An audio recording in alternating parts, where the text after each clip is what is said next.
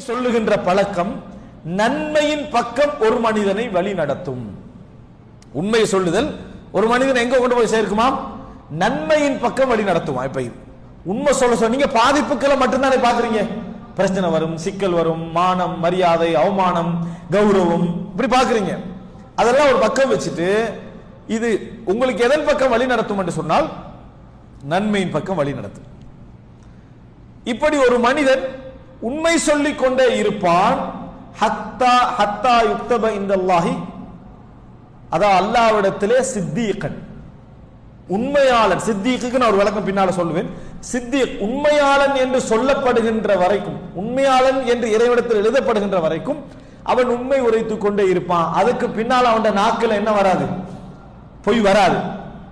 அவனுக்கு பேசினாலே உண்மைதான் வரும், பேசினாலேயே உண்மைதான் வரும். பேசினாலே உண்மைதான் வரும்டா நண்பர்கள் குறைஞ்சிருவாங்க. என்ன செஞ்சிருவாங்க? நண்பர்கள் ரெண்டு காரணமாக. ஒன்று நீங்க நேர்மையா இருக்கிறனால, இரண்டாவது என்ன, நாமளும் சேர்ந்து மாட்டிக்கொள்வோன்றதுனால. இவன் சொல்லி விட்டுருவான்.